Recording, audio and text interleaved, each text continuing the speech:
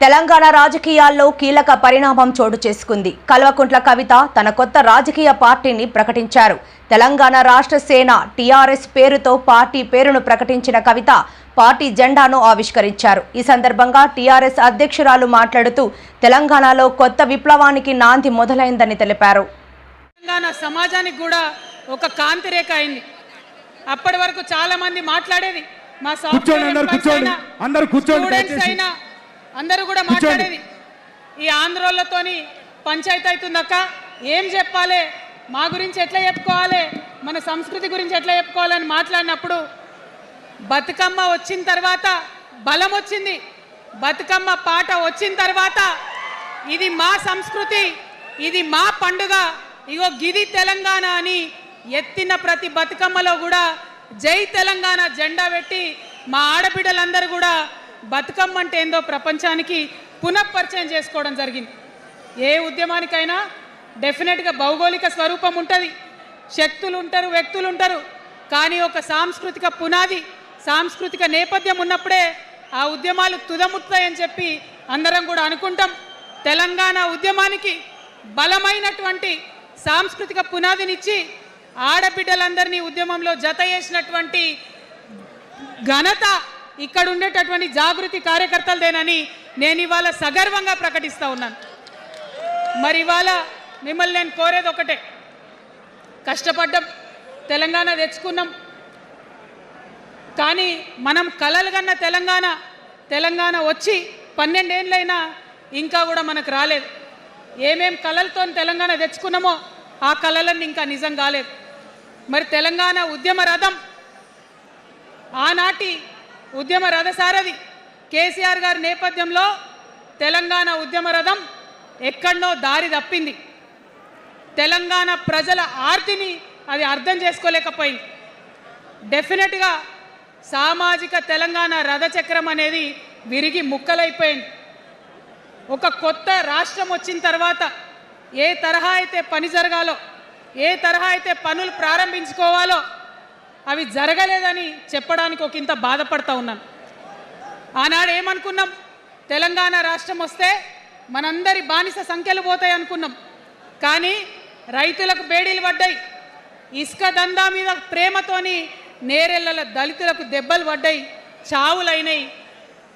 ఒకరిద్దరు కలిసి మాట్లాడుకోవాలంటే ఎవరి ఫోన్ ఎక్కడ మానిటర్ చేస్తుండ్రో అని భయం, వ్యక్తిగత స్వేచ్ఛ లేదు, దారుణమైనటువంటి నిఘా నీడలో తెలంగాణ అంతా కూడా బతికింది. ఇది వాస్తవం. మనం అనుకున్న కలల తెలంగాణ రాలేదన్నది ముమ్మాటికి వాస్తవం. మరి అటువంటి సందర్భంలో నేను ఇవాళ మీ అందరికి ఒక మాట చెప్పాలి. ఆనాడు పరిపాలించిన కుటుంబంలో నేను కూడా ఒక భాగం. ఆనాడు పరిపాలించిన కుటుంబంలో ఒక భాగమైనందుకు కొన్ని విషయాలకు నేను సిగ్గుపడతా ఉన్నాను. తెలంగాణ ప్రజల్ని క్షమించమని కూడా కోరుతా ఉన్నాను. కానీ తెలంగాణ సాధించినందుకు మాత్రం చాలా గర్వపడుతున్నాను. నా జన్మ ధన్యమైందని చెప్పి భావిస్తూ ఉన్నాను. మరి అనేకమైనటువంటి తప్పులు జరిగినాయి, అనేకమైనటువంటి నేరాలు జరిగినాయి, అనుకున్నటువంటి తెలంగాణ సాధించుకోలేదు. మరి ఆ తప్పులో ఎక్కడో ఒక దగ్గర నాకు భాగం ఉందని చెప్తున్నప్పుడు మరి కేవలం క్షమాపణ చెప్తే సరిపోతుందా? ఏ తెలంగాణ అయితే కావాలనుకున్నామో, ఏ సామాజిక న్యాయ తెలంగాణ అయితే రావాలని అనుకుంటున్నామో దానికోసం నడుం బిగించి కష్టపడి పని చేయాల్సిన అవసరం కూడా ఉంది. మరి ఇవాళ పని చేయడం కోసమే తెలంగాణ రాష్ట్ర సేన ఇవాళ తెలంగాణ ప్రజల ముందుకు వచ్చింది. రేపటి నుంచి మీరు చూస్తారు మా పని ఎట్లుంటుందో, మా పనితీరు ఎట్లుంటుందో. ఎందుకంటే ఏ పోరాటం చేయాలన్నా, ఏ ప్రజలకు మంచి చేయాలన్నా కేవలం కొట్లాడితే సరిపోదు, దానికి రాజకీయ అధికారం కూడా ఉండాలి. రాజకీయ అధికారం తోడైనప్పుడే ప్రజలకు చేయాలనుకున్న మంచి చేయగలుగుతాం. అందుకే ఇవాళ పార్టీ పెట్టేది. అదర్వైజ్ గత 11 నెలల నుంచి తెలంగాణ జాగృతి చేస్తున్న పోరాటాలు మీరు చూస్తున్నారు. ఎన్ని పోరాటాలు తీసుకున్నాం, ఎన్ని రకాలుగా సక్సెస్ సాధించడం మీరు చూసిండ్రు. కానీ ఉట్టి పోరాటాలు సరిపోవు, ఖచ్చితంగా రాజకీయ అధికారం ఉండాలి. దానికోసమే ఇవాళ తెలంగాణ రాష్ట్ర సేన మీ ముందుకు వచ్చిందని చెప్పి నేను సగర్వంగా ప్రకటిస్తూ ఉన్నాను. మరి ఈ పొలిటికల్ పార్టీ ఏదైతే తెలంగాణ ప్రజల కోసం వచ్చిందో అది టెక్నికల్గా అధికారం తెచ్చుకోవడానికి ఎన్నికల్లో పాల్గొనడానికి డెఫినెట్గా బాగుంటుంది, కానీ దానికి ఒక ఆత్మ ఉండాలి, దానికి ఒక నేపథ్యం ఉండాలి. ఇవాళ బీఆర్ఎస్తో అదే కదా ప్రాబ్లం. టెక్నికల్గా బాగున్నారు, ఎలక్షన్ పోతున్నారు, సీట్లు గెలుస్తున్నారు, కానీ తెలంగాణ ఆత్మను కోల్పోయింది. కాబట్టే ఇవాళ తెలంగాణ రాష్ట్ర సేన వచ్చింది. నేను తెలంగాణ ప్రజలందరికీ చేతులు జోడించి నమస్కరించి ఒక మాట చెప్తున్నా, హార్ట్ఫుల్గా చెప్తున్నా, నా హృదయాంతరాల నుంచి ఒక మాట చెప్తా ఉన్నా. నేను తెలంగాణలో ఉన్న 3.5 కోట్ల మంది తెలంగాణ బిడ్డలందరికీ ఒక అమ్మగా పరిణితి చెందాలనుకుంటున్నా.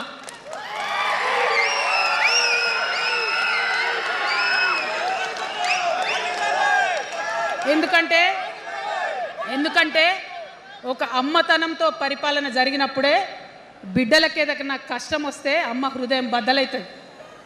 అటువంటి దుఃఖంతో పరిపాలన జరిగినప్పుడే, అటువంటి సంవేదనతో పరిపాలన జరిగినప్పుడే, అటువంటి ఆర్తితో పరిపాలన జరిగినప్పుడే రాష్ట్రం ముందుకు పోతుంది, రాష్ట్రంలో ఉన్న ప్రజల కష్టాలు తీరుతాయి. ఇవాళ ఎన్నిసార్లు ఎన్ని రకాలుగా ఆలోచన చేసినా మన తెలంగాణ రాష్ట్రంలో అనేక రోజుల నుంచి, అనేక సంవత్సరాల నుంచి ఒక భూస్వామ్య వ్యవస్థ నడిచింది. మనకు తెలుసు, అనేక రకాల పోరాటాలు వచ్చినాయి, సమానత్వం కోసం ప్రయత్నం చేసినాం, పోరాడుతూనే ఉన్నాం.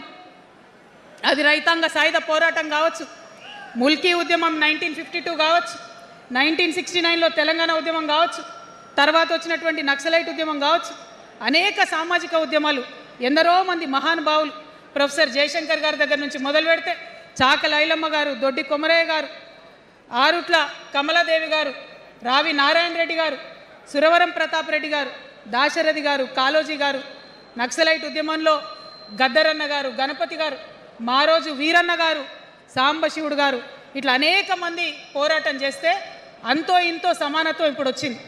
మలిదశ తెలంగాణ ఉద్యమంలో కేసీఆర్ గారు, అట్లానే ప్రాణాలు ఇచ్చినటువంటి ఇషాన్ రెడ్డి గారు, యాదయ్య కావచ్చు, సువర్ణ కావచ్చు, అనేక మంది కొట్లాడితేనే ఇవాళ తెలంగాణ రాష్ట్రం వచ్చింది. వీరికన్నా ముందు మరి మీ అందరికీ తెలుసు, సమ్మక్క సారలమ్మ దగ్గర నుంచి మన దగ్గర సామాజిక ఉద్యమాలు నడిచినాయి. కొమరం భీం కావచ్చు, సమ్మక్క సారయ్య కావచ్చు, సారలమ్మ కావచ్చు, షోయబుల్లా ఖాన్ కావచ్చు, మగ్దూ మొయ్యుద్దీన్ కావచ్చు, ఇట్లా అనేక మంది కొట్లాడితే కొంచెం సమానత్వం వచ్చింది. కొండ